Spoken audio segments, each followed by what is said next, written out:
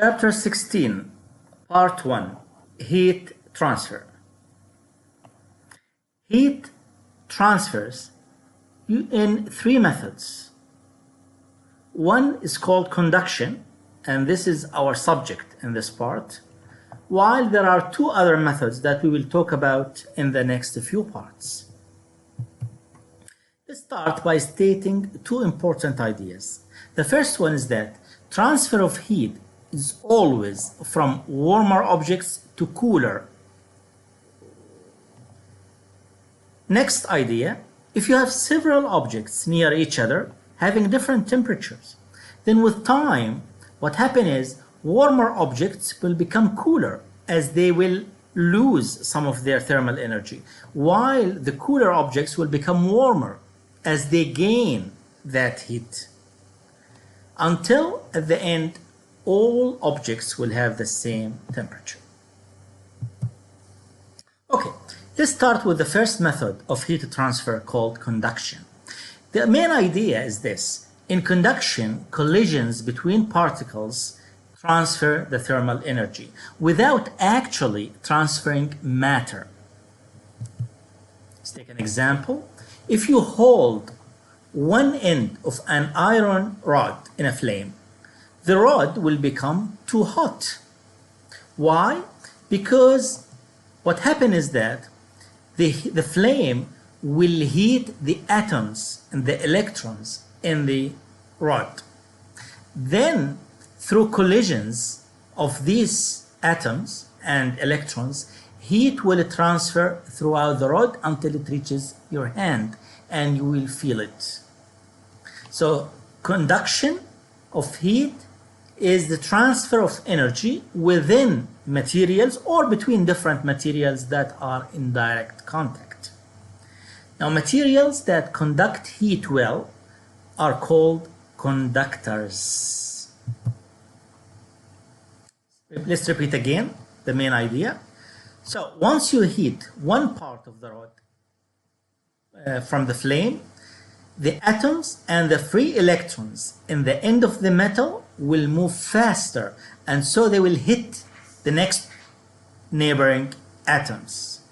The energy of vibrating atoms increases along the length of the rod. Now, some materials having atoms with loose outer electrons, those are good conductors. Famous example, metals. Metals have the loosest outer electrons. They are the best conductors of heat and electricity also. Let's mention the following few ideas. Let's touch a piece of metal and a piece of wood in the same room. Do they feel the same?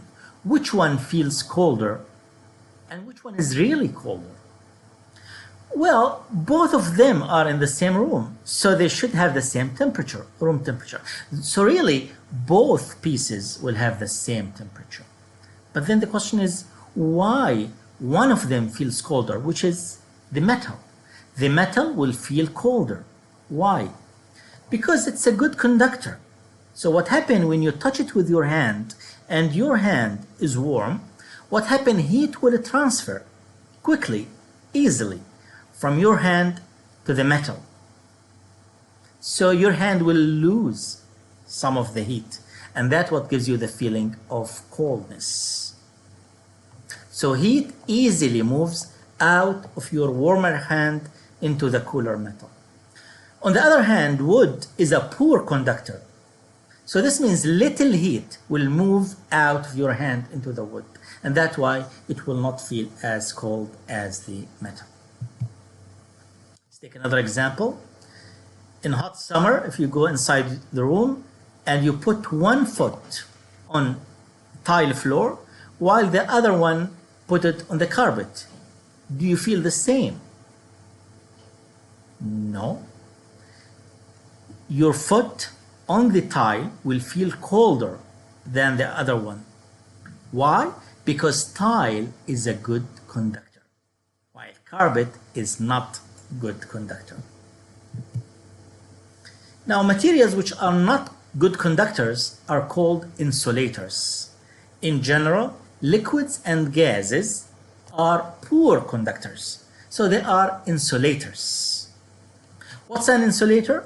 An insulator is any material that is a poor conductor of heat. Air is a very good insulator. All materials such as wool, wood, straw, paper, cork, polystyrene, fur, and feathers are insulators. Why? Because of the air spaces, because of the spaces in them where air is filling that space. And because air is a good insulator, so these materials are also good insulators. Well, believe it or not, snowflakes are a good insulator because they trap lots of air in their crystals. Now be careful. We don't say that snow is a source of heat. It doesn't give you heat, but it simply prevents heat from escaping too quickly. Same thing, when you use a warm blanket, it will not provide you with heat. Simply, the blanket will slow the transfer of heat of your body to the surrounding. So, to clarify these ideas, we again repeat and say that there is no cold that passes through a conductor or an insulator. It's only heat that's transferred. When we use insulators, we are simply delaying the heat transfer. Of course, no insulator can totally prevent heat from getting through it. Insulation slows down heat transfer. If you look at this picture, you can see snow on the roof of houses. Snow lasts longest on the roof of a well-insulated house. Houses with more snow on the roof are better insulated because heat cannot transfer very quickly outside the house, and so that will make snow lasting for a longer time. Question. If you hold one end of a metal bar against a piece of ice, the end in your hand will soon become cold. Now the question is, does cold flow from the ice to your hand? What do you think?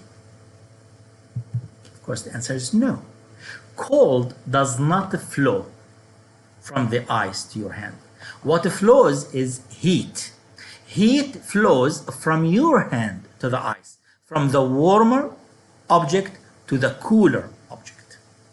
The metal is cold to your touch because you are transferring heat to the metal.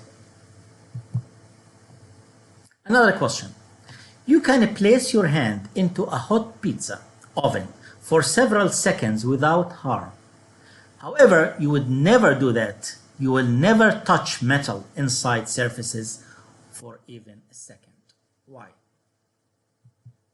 Well, because when you place your hand into the hot pizza oven, really air is touching you. But air is a poor conductor. It's an insulator.